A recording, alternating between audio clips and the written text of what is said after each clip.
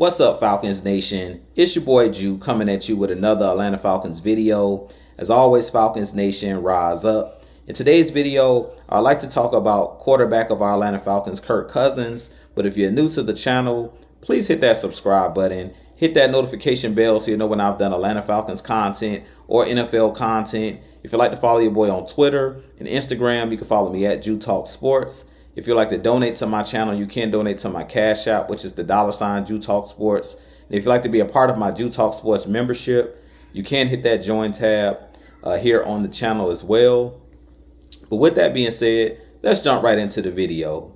So I do want to talk about Kirk Cousins' recent comments on the Netflix series Quarterback.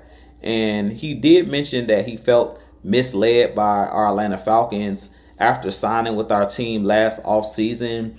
Because the Atlanta Falcons drafted Michael Penix Jr. in the first round of last year's NFL draft. And personally, I do feel like Kirk Cousins is entitled to his own opinion, but it's a couple things that I want to tackle in this video. About Kirk Cousins and this whole situation. So first off, Kirk Cousins did mention in the docuseries that he wanted to re-sign with the Minnesota Vikings, but they weren't willing to give him the long-term deal that he wanted. And with him being 36 years old and coming off an Achilles tear, I definitely understand the cause for pause for the Minnesota Vikings on giving him a long-term deal, even though he's been on their team for the last couple seasons. And I really feel like the Atlanta Falcons did Kirk Cousins a huge favor by giving him the contract that he wanted, 4 years, $180 million with $100 million guaranteed. So I really feel like the Falcons did Kirk Cousins a huge favor by signing him to that big contract, even when he hadn't proven anything for our Atlanta Falcons.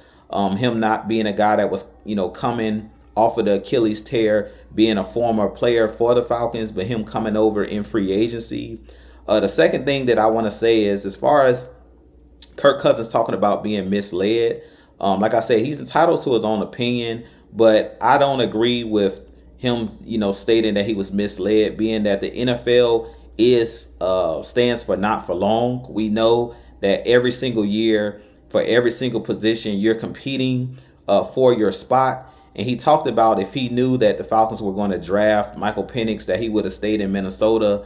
And personally, I really feel like that was kind of a bitter statement by him, because even if he stayed in Minnesota and signed a 1-year deal with Minnesota, they also drafted a quarterback in the first round by the name of J.J. McCarthy out of the University of Michigan. So he would have been in the same boat. I really feel like in this situation, Kirk Cousins has to take accountability for not playing well down the stretch last season. That was the reason why he got benched. If you go and look at previous press conferences and things of that nature with Terry Fontenot, with Raheem Morris, when we first signed Kirk Cousins, they stated at that time that the plan was to allow Kirk Cousins to be the starter for at least 2 years and allow Michael Penix Jr. to learn behind him and things of that nature. And that was if Kirk Cousins played well. That was barring his performance out there on the field. But being that Kirk Cousins struggled the way that he did, I really feel like Raheem Morris and the coaching staff, they gave him ample time to turn around his performance last year. Even after he was struggling, they left him out there on the field for like 3 to 4 games where he pretty much played terrible down the stretch, throwing, I think at one point, 1 touchdown and like 8 interceptions over a 4 or 5 game span last year. So I really feel like even if Kirk Cousins would have stayed in Minnesota, he still probably would have gotten benched even in Minnesota playing the way that he was playing. So I really feel like the excuse to say that he would have stayed in Minnesota if he knew the Falcons were going to take a quarterback early in the first round and feeling that he didn't have the job security he needed and things of that nature, I really feel like everything is always barring on the performance of the player. And I really feel like Kirk Cousins isn't owning that he just didn't play well down the stretch last year. And that was the main reason for his benching.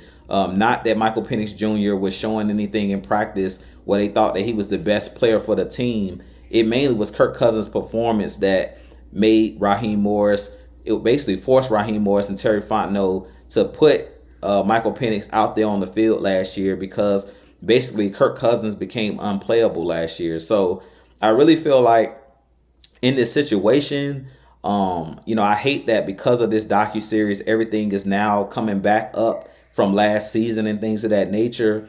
But at the end of the day, it is what it is. I do think that Kirk Cousins is a good guy when it's all said and done. I really don't think that he's a bad person off the field. I do think that he's a great teammate and things of that nature. We've seen him support Michael Penix Jr. once he was the starter last year. And he's talked about this offseason, that he wants to be a starter, possibly somewhere else. But now that, they were back at OTAs and things of that nature, that he was willing to support Michael Penix Jr. through this season and kind of be the backup for our Atlanta Falcons. But at the end of the day, it comes down to Kirk Cousins taking accountability for his play. No matter if he was in Minnesota, no matter if he was with the Atlanta Falcons, based off of the way that he played down the stretch last year is the reason why he was benched.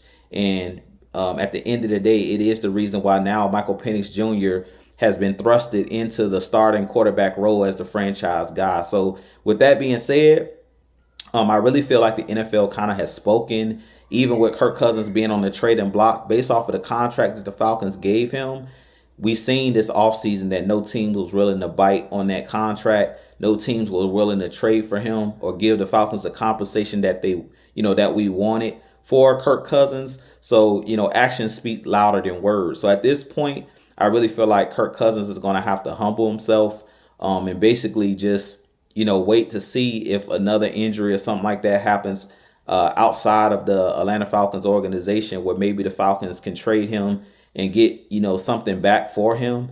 But if the Falcons are not able to get what they want, and I've stated that before, because the Falcons are paying him that huge contract and we gave him $100 million guaranteed, I really feel like it's smart that the Falcons keep him on the roster until they can get something for him. I'm not cutting bait just for nothing.